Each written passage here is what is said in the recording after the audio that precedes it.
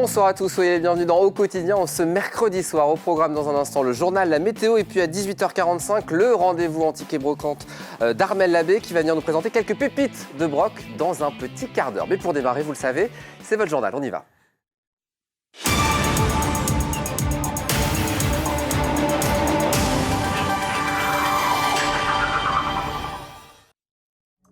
Bonsoir Anthony. Bonsoir Aurélien, bonsoir à tous. Au sommaire aujourd'hui, la reconstruction par le tatouage après un cancer du sein. C'est le procédé que propose une tatoueuse du Mans, une technique qui permet de camoufler les cicatrices laissées par l'ablation des seins et la reconstruction mammaire. Visite du siège de Wicker. Après 18 mois de travaux, le groupe de service à la personne propriétaire d'O2 est installé dans ses nouveaux locaux dans le quartier Gare Sud. Et puis l'invitée de ce JT, c'est Emeline Falampin, la présidente de la toute jeune association Business, Réseau et Entreprises au féminin. Mais avant toute chose, parlons de la fermeture d'un lieu de culte, Anthony. La mosquée d'Allonne, fermée par le préfet, la procédure a été lancée sur demande du ministère de l'Intérieur. Selon les services de l'État, la mosquée d'Allonne sert de base pour des prêches qui légitiment le recours au djihad armé, la mort en martyr ou encore la commission d'actes de terrorisme. Le lieu abriterait aussi une école coranique accueillant 110 enfants qui fait l'apologie du djihad armé. La mosquée d'Allonne est gérée par deux associations installées dans la ville, le Juste Milieu et l'association Al-Kalam. Environ 300 fidèles fréquentent ce lieu de culte. Direction d'un salon de tatouage pour le moins particulier. Et pas n'importe lequel. En effet, au Mans, Ormani Tattoo est spécialisé dans l'ornement d'aréoles mammaires depuis 4 ans. Marion propose aux femmes touchées par le cancer du sein une dernière étape dans leur reconstruction après la maladie. Reportage de Marco Bianco. Sous les aiguilles de Marion se dessine un ornement particulier, l'aréole mammaire de Nathalie, retirée lors de sa mastectomie. Le but, c'est de donner un aspect hyper réaliste et de maîtriser le trompe-l'œil. Et ça ne se fait pas en 2 ou 3 mois de formation. En fait, il faut une réelle base de dessin bien acquis pour que ce soit possible et faisable, en fait. Chaque jour, Marion se sert de sa formation de graphiste illustratrice pour jouer avec sa palette d'encre. Contrairement à la dermopigmentation, le tatouage offre un résultat définitif en 2 séances. Il y a beaucoup plus de délicatesse à avoir, de précautions à prendre, c'est-à-dire que ça ne se fait pas n'importe comment. Moi, je travaille en partenariat avec des chirurgiens ou oncologues qui valident le fait que ce soit faisable sur les peaux, parce que c'est quand même des peaux qui ont subi de la radiothérapie, de la chimiothérapie, donc en effet, elles sont pas forcément ni la même texture, ni la même fragilité. Au quotidien, la tatoueuse se bat pour un encadrement plus strict de la profession, pour ne pas mettre en danger les clientes. Pour montrer mon résultat. J'avais toujours rêvé d'avoir un tatouage avant. Jamais j'aurais pensé que j'aurais un tatouage pour mon mamelon. Enfin, et je suis contente quand même. Hein. Nathalie déclare un cancer du sein en mai 2018 et c'est son chirurgien plasticien qui l'oriente vers Marion pour ce qui s'apparente à la phase finale de sa reconstruction après 3 ans de combat contre la maladie. Quand on m'a dit voilà, on va procéder à l'ablation du sein, je l'ai très bien pris parce que je me suis dit voilà, ça va être du temporaire et puis dans quelques temps je ferai la reconstruction. Alors je connaissais pas la reconstruction du mamelon, mais d'entrée de jeu j'avais pensé à la reconstruction mammaire. Voilà, je vais repartir avec un corps de femme qui est pas forcément le mien puisque forcément quand on vous met une prothèse, donc c'est un corps étranger quelque part, mais visuellement et psychologiquement, on se sent à nouveau femme. Et c'est important en tant que femme, d'essayer d'avoir quelque chose qui ressemble plus à la réalité. La page va se tourner définitivement aujourd'hui, avec cette dernière séance. Je pense qu'elle n'est pas mal du tout. Si le tatouage d'aréole mammaire soulage ces femmes, un autre combat reste à mener, celui de sa prise en charge par le système de santé, qui n'a encore régi aucun remboursement pour cette prestation. Vendre du pain tous les jours, Anthony, c'est désormais possible. Oui, les boulangeries sont autorisées à ouvrir 7 jours sur 7. L'autorisation a été accordée par un arrêté de la préfecture ce mardi. Cet arrêté abroge un texte du 13 novembre 2001 qui imposait une fermeture hebdomadaire des établissements, donc au moins 1 jour par semaine. Ce dispositif avait été contesté devant la justice administrative. C'en est fini de la zone Montéard pour les salariés de Wicker au Mans. Depuis plusieurs mois, ils ont trouvé un nouveau siège. Il est situé tout près de la gare, plus pratique et plus fonctionnel pour les 450 collaborateurs du groupe. Visite avec Hélène Caliana. Il aura fallu 18 mois pour que le bâtiment sorte de terre. Depuis 9 mois, le groupe Wicker a investi ses nouveaux locaux. On quitte Montéar parce que les locaux sont vétustes, parce qu'on était éclatés sur l'ensemble du lotissement et qu'on était très loin du centre-ville pour nous.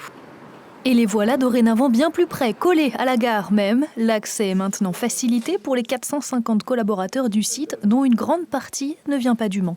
On a énormément de personnes qui viennent nous voir très rapidement. On est à 50 minutes de Paris, on est à 1h30 de Nantes, de Bordeaux, de Lyon. Enfin, ça reste un site qui est facilement accessible.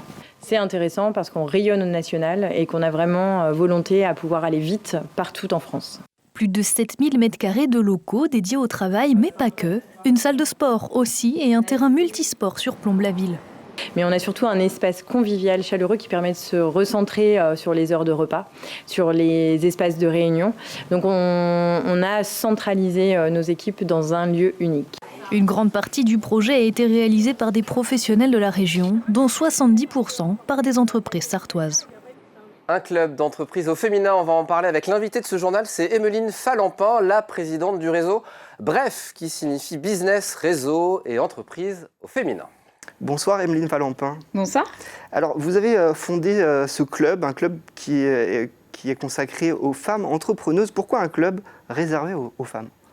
Un club réservé aux femmes parce que nous rencontrons des problématiques qui sont principalement féminines et qu'il existe déjà des clubs business sur la Sarthe et sur d'autres départements, mais on n'y retrouvait pas forcément la convivialité et les échanges qu'on a cherchés et donc on a trouvé en créant ce club.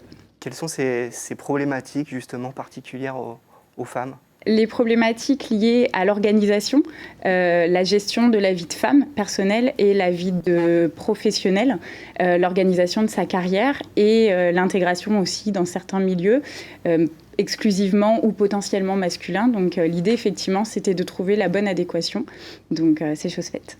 Vous avez lancé ce club au mois de septembre. Est-ce que ça marche ? Combien vous avez d'adhérents là déjà ? On a effectivement une belle résonance. On a lancé le premier petit déjeuner le 9 septembre. Et à ce jour, donc un peu plus d'un mois plus tard, on comptabilise 50 demandes d'adhésion, donc ce qui est énorme. L'idée, c'est effectivement de proposer des découvertes, un mois de découverte où les personnes, les femmes en l'occurrence, les entrepreneuses peuvent tester tout ce qu'on leur propose sur ce mois découverte et ensuite de choisir d'adhérer ou non. C'est des entrepreneuses qui sont sartoises uniquement ? Principalement, oui, effectivement. On a des demandes sur d'autres départements, mais aujourd'hui, on se consacre sur la Sarthe, par contre, sur toute la Sarthe, donc du sud au nord, en passant par l'est et l'ouest. Alors, comment vous les aidez, ces femmes entrepreneuses, à réussir leurs affaires ? L'idée, c'est tout d'abord de mutualiser les réseaux de chacune, parce que lorsqu'on a besoin de faire appel à quelqu'un, que ce soit pour la création de son site internet, que ce soit pour la gestion de ses réseaux sociaux, ou tout simplement si on a besoin d'un expert comptable, c'est bien d'avoir quelqu'un qui partage potentiellement les mêmes valeurs que soi. Et donc, effectivement, la mutualisation du réseau, c'est le premier grand point. Le second, c'est d'apporter de l'aide par le biais de formations, d'ateliers, donc qui sont proposés ou par les adhérentes elles-mêmes, de par leur expertise, ou par des personnes intervenant de l'extérieur, notamment des banques, par exemple, ou des comptables, et puis apporter beaucoup de convivialité qui peut être un petit peu la soupape de décompression quand on est sous tension. Et ces rendez-vous, vous les avez régulièrement entre vous ? Exactement, il y a des petits déjeuners qui sont mensuels, qui sont les premiers jeudis du mois, un atelier ou une formation en général le mardi, le second ou troisième mardi du mois, et le dernier vendredi, c'est un déjeuner ou un dîner. Et le prochain rendez-vous, ça sera quoi ? Mardi prochain, un atelier gestion vie pro et vie perso qui sera animé par la vice-présidente de l'asso. Alors pour les femmes entrepreneuses qui nous regardent, comment on peut adhérer à Bref, à Business Réseau Entreprise au féminin ? En nous contactant principalement via notre page Facebook, donc Bref, BREF, ou via LinkedIn. Donc on est hyper réactifs sur les réseaux et on répond à toutes les demandes. Merci beaucoup à vous, Emeline Falampin. Merci. Beaucoup et longue vie à ce nouveau réseau Bref que vous nous avez présenté ce soir. À présent, Anthony, vous allez nous parler d'une première sur l'île aux Planches. Ça aura lieu samedi. Le Mans Solidaire organise un marché du monde. 24 associations seront réunies pour faire découvrir leur culture avec des chants et des danses du monde, mais aussi la gastronomie locale. Le rendez-vous est donné de 12h30 à 14h et au-delà de cet aspect festif, l'idée de l'événement est de montrer aux Manceaux toute la créativité du monde associatif local. On écoute Yves Calip, adjoint aux solidarités de la ville du Mans. Le monde associatif, c'est une richesse. Et donc cette richesse, il faut la faire partager. Et quoi de mieux que partager ça autour d'un plat. Alors, on voit bien, hein, tout se passe autour de la nourriture, des plats préparés, des produits, quel produit tu as mis dedans, comment tu le prépares, pour faire quoi, bon voilà.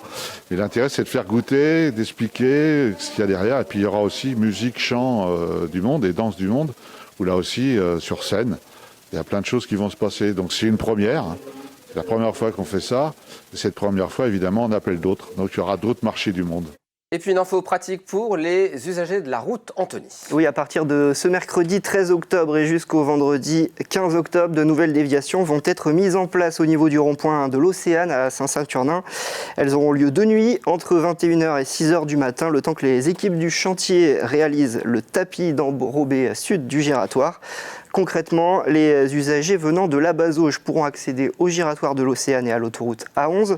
Et les usagers en provenance du Mans pourront accéder à la zone nord, au rond-point de l'Océane et à l'autoroute A11, sauf les véhicules de plus de 3,80 m qui sont contraints par une limitation de hauteur et qui ne pourront accéder qu'à la zone Auchan. Voilà qui est précis et qui va aider nos amis automobilistes. Merci beaucoup Anthony. C'est la fin de ce journal, une petite page de pub, la météo et on se retrouve dans quelques instants. On va parler brocante avec Armelle Labbé, ne bougez pas.